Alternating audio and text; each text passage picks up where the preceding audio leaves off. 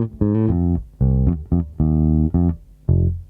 everybody. Welcome to another edition of FCRA Focus, the podcast that discusses all things credit reporting. As always, I am your co-host, Dave Gettings, and today we're going to talk about a topic that is very close to my heart. I never thought I would say this topic is very close to my heart, but a furnisher's reasonable investigation under 1681 S2B.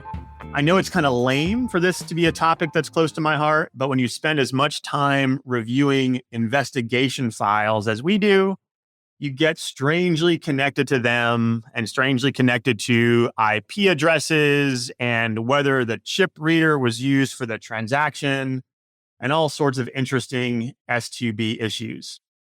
And specifically today, we're going to talk about the Second Circuit's decision in Suluki, which confirms what we've already known, that it is proper for a court to grant summary judgment to a furnisher on a reasonable investigation claim, despite the arguments that plaintiff's bar typically makes. Joining me today are two attorneys who also spend an inordinate amount of time pondering furnisher investigation issues.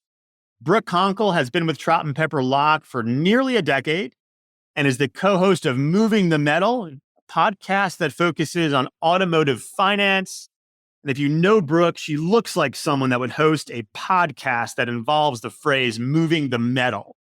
And then Mandi Blackmon is also with us today. She has been practicing for longer than she would probably like to say and has reviewed more ACDVs and identity theft investigations than she probably ever thought possible. So Mandi, Brooke, welcome to the show. Thanks, Dave. Thanks, Dave. Brooke, did you ever think you'd host a podcast called Moving the Metal? It actually was on my list of goals that I had to write when I was a senior in high school. Are you being serious about that or are you being sarcastic?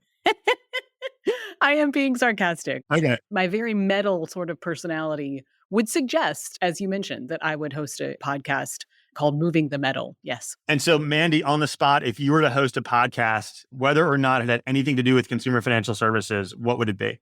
All into true crime. It'd probably be true crime related. Okay.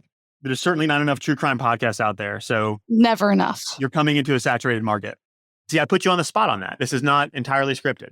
So today we're going to talk about Suluki, which was a great Second Circuit decision when it came out only a few weeks ago on a furnisher's obligation to conduct a reasonable investigation. So Mandi, why don't you help level set and just give us the background on Suluki so we know where we're coming from? Sure. Thanks, Dave. This case involves allegations of identity theft, specifically allegations of a mother stealing her daughter's identity. So just going through the background a bit, which is important here for the investigation that we'll discuss later. Plaintiff alleged that her mother opened several credit cards in her name without her authorization, including one card with the defendant. She claimed that at the advice of her mother, she began opening credit card accounts in 2014 in an effort to build her credit. And during this time, her mother helped her complete the credit card applications and also helped her pay off the cards. In November of 2017, an individual opened a credit card with defendant using plaintiff's information, including her name, date of birth, and social security number. The individual opening the card included the address of plaintiff's childhood home. For the next year and a half, the card was used in Brooklyn near the plaintiff's residence, and regular payments were made on the account from an account plaintiff shared with her mother. Around the same time frame, plaintiff's mother helped plaintiff's sister open a credit card also with the defendant. In July of 2019, plaintiff applied to rent an apartment and her application was rejected.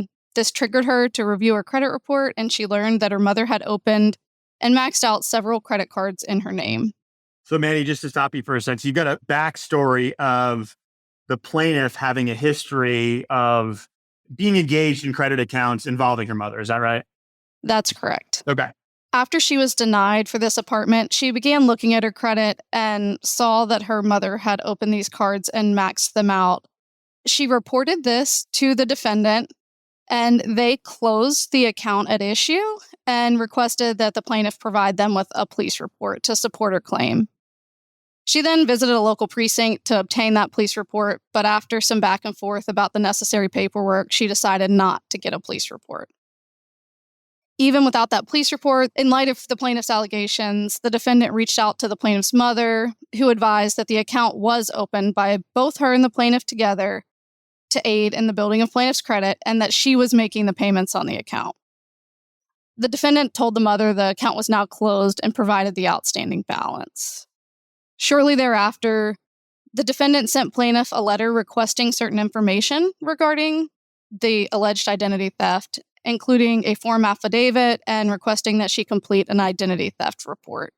Plaintiff completed and submitted the affidavit, but not the other information, and the affidavit had some conflicting information included, which will come up in the court's decision later. Love to see that in reasonable investigation case. Conflicting information on the dispute. Okay, go ahead.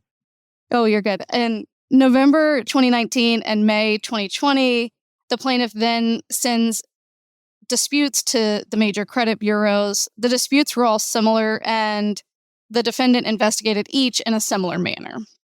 In doing the dispute investigation, the defendant first reviewed the ACDV, including the dispute code and any documents accompanying the ACDV, and then it reviewed its internal databases. In this case, it looked at the payment history on the account, which showed timely payments, which is not common when you have identity theft, and that there were no disputed charges. The defendant also noted that the phone number on the application had been used to make payments on the account. The defendant then also reviewed a fraud tab within its system that reflects third-party data predicting fraudulent activity, and this did not indicate fraud. It then reviewed a red flag tab that looks for similar information between applications to determine if there's any fraud, and it showed that the phone number and address on the application were also associated with plaintiff's sister's account, but it did not otherwise flag any suspicious activity. The bank then reviewed information available in third-party databases and confirmed that the social security number, the address, and the phone number on the account were all associated with the plaintiff prior to the account opening. Based on this information, the defendant responded to the ACDVs, confirming the reporting was accurate. So we see that how this is setting up, Mandi, and it's setting up like we often see in furnisher cases where the furnisher really did do, in my mind, a very reasonable investigation, but there's probably breadcrumbs that the plaintiff can point to as to saying, oh, you should have done more or you should have known something different, right? That's correct. Okay, so Brooke, let's get to you now. What did the parties argue when they got to the Second Circuit? Yeah, Dave, from the plaintiff's perspective, they really pointed to two key problems with the district court's ruling. First, the plaintiff argued that the district court erred by concluding that the defendant would not have come to a different conclusion had it conducted a reasonable investigation. And plaintiffs specifically accused the defendant of what they called a cookie-cutter investigation that did not consider various pieces of information. And one of those key pieces of information that plaintiff claimed the defendant did not consider is the affidavit that Mandi just described. And plaintiff also claimed that there were direct links to her mother in the account information that should have indicated to the defendant that there's a fraud issue here. Plaintiff also pointed to evidence that she said showed that her mother was still actively using the credit card. And then secondly, plaintiff argued that all of these facts added up to a willful violation of the FCRA. Now, from the defendant's perspective, the investigation, just as you mentioned, Dave, had to be reasonable, but did not have to be perfect. And here, there were still a bunch of open questions about what was going on with this account. Is it fraudulent? Is it not? Plaintiff and her mother provided conflicting statements, and it really wasn't clear whether plaintiff's mother opened the account with plaintiff's permission and involvement, or whether plaintiff's mother opened it without plaintiff's knowledge or consent. And specifically, we've talked about this affidavit that plaintiff filled out, and plaintiff is specifically pointing to this as evidence that the defendant should have considered in her credit disputes. But the affidavit itself was not filled out properly. It didn't contain an identity theft report. It had some key information missing, or that was sort of conflicting with what the plaintiff claimed.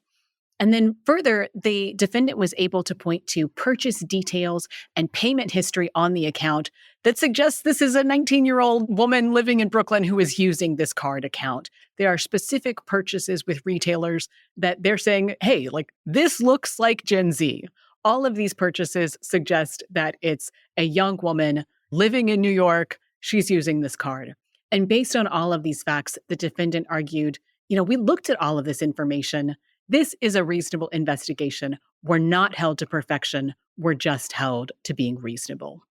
So we've got at this point in the story what we typically see in a reasonable investigation case that often leads to settlement, right? You've got a plaintiff saying, when you look at everything from the 60,000 foot view over the course of my investigation, you should have seen X or Y and pinpoint little issues.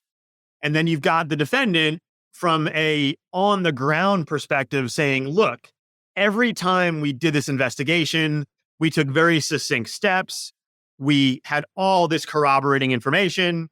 What we did was reasonable. And this is typically the point where you end up getting settlements, right? Because both sides feel risk. But in this case, to the defendant's credit, they pushed it through to summary judgment, got summary judgment in their favor, and then pushed it through to the Second Circuit. And we actually end up getting a really good Second Circuit decision for defendants, right, Mandi? That's right. The Second Circuit held that no reasonable investigation, as required under the FCRA, would have yielded a different result, namely that plaintiff was not responsible for the account, and thus summary judgment was appropriate. In making this decision, the court really focused on the defendant's arguments and found that the defendant did review the affidavit at issue, but there was contradictory information there. It did review the direct links between plaintiff and her mother, but that wasn't necessarily suggestive of fraud. And then it also just, with painstaking detail, highlighted some of the flaws in both the affidavit and, again, the purchase history of plaintiff at places associated with the younger generation. So what we've got here, Mandi, in the Second Circuit decision is the idea that a reasonable investigation means just that, reasonable, not a perfect investigation, right? That's correct. And so, Brooke, is this consistent with other prior Second Circuit precedent, or is this an outlier? Dave, I don't think this is an outlier for the Second Circuit. It really builds on prior precedent from the district courts, frankly, rather than the Court of Appeals. And the Second Circuit is not necessarily one that we see with a ton of FCRA opinions in the S2B canon. So this really was kind of a welcome opportunity for the Court of Appeals to weigh in on a thorny FCRA issue and one that's particularly difficult. As we all know, identity theft claims can be some of the toughest for a furnisher defendant to see because these cases are so fact intensive. Yet when I read this decision in the Suluki case, what it really reminds me of, frankly, is, Dave, a case that we've talked about a lot from a different Court of Appeals, and that's the Bibbs decision that came out from the Third Circuit a few years ago. Love me some Bibbs decision. Yeah, go ahead. Yes, the cases are very different, decided on different issues, but they both still harken back to this idea of looking at credit reporting from a totality perspective. We're not pulling out individual data points. We're not looking at what could have been done, not looking at information in isolation, but instead a holistic picture of credit reporting and dispute investigations. And we always sort of make this comparison to the art world. We're looking at the entirety of a painting, not a single brushstroke in the upper left-hand corner. Perfect investigations happen in a perfect world, and as we all know, that's not how we're living. The FCRA is not always as clear as many of us would like, but here, the language explicitly requires a reasonable investigation and not a perfect one. So, Brooke, I will tell you, that's probably one of the most eloquent answers we've ever heard on FCRA Focus. In the last 5 minutes, you said the word canon, you said the word hearken, and then you also referred to credit reporting and investigations as a painting. So, really beautiful. Thank you. I wish we had rehearsed that, but it could never have come out as good as you just did it. My thesaurus was hard at work, Dave. Thank you. All right. So, Mandi, going forward, what do you think this decision in Suluki means for defendants litigating in the Second Circuit in reasonable investigation claims? Yeah, so this decision doesn't create a bright line rule for the furnishers to follow, but it does provide some helpful guidance for furnishers litigating FCRA claims in this circuit. It highlights the importance of a detailed factual record, including both external and internal, reviewing both external and internal information and creating that record so that the court can consider all of that and look at the reasonableness rather than perfection. If I'm litigating in the Second Circuit on an STB claim, which we do all the time, and if I've got a good record for what I did and examples of looking at, and these are just examples, IP addresses or payment history, or whether there was a chip card reader, or whether the transactions were consistent with past spending, I think I'm much more likely to take the case to summary judgment now, because you've got this really good Second Circuit guidance that says it doesn't have to be perfect, but as long as it's reasonable, you've got a defensible case. So I do really think, even though it may not be a bright line rule, it will allow defendants to get more and more aggressive in the Second Circuit, and frankly, nationwide, because you can always cite to the Second Circuit. Brooke, what does it mean for compliance going forward? From a compliance perspective, I think we would caution furnishers against thinking of the Suluki decision as a silver bullet. What we've been talking about today really is the factual record that the defendant developed during the investigation. And the court was very clear that perfection is not the standard, but the defendant was still able to show very specific evidence indicating that it took the plaintiff's allegations seriously, it dug into her dispute, and its investigation was based on, thoughtful, common sense factors. And those factors show it's not the cookie cutter type of review that the plaintiff claimed. So from a compliance perspective, that ability to present this type of very specific evidence, just as we've talked about, is going to be very important for defending against S2B claims. Well, thank you, Mandi. Thank you, Brooke. Really appreciate your time today talking about a topic that we all spend a lot of time talking about. And I'd like to thank all the listeners for listening to the podcast today. Do not forget to visit our blogs, consumerfinancialserviceslawmonitor.com and troutmanfinancialservices.com. And please subscribe to our podcasts, both FCRA Focus and the Brooke Conkle podcast, Moving the Metal, at all of your favorite podcasting locations. Thanks for listening, everybody. Copyright Troutman Pepperlock, LLP. These recorded materials are designed for educational purposes only. This podcast is not legal advice and does not create an attorney-client relationship. The views and opinions expressed in this podcast are solely those of the individual participants. Troutman does not make any representations or warranties, expressed or implied, regarding the contents of this podcast. Information on previous case results does not guarantee a similar future result. Users of this podcast may save and use the podcast only for personal or other non-commercial educational purposes. No other use, including without limitation, reproduction, retransmission, or editing of this podcast may be made without the prior written permission of Troutman Pepperlock. If you have any questions, please contact us at troutman.com.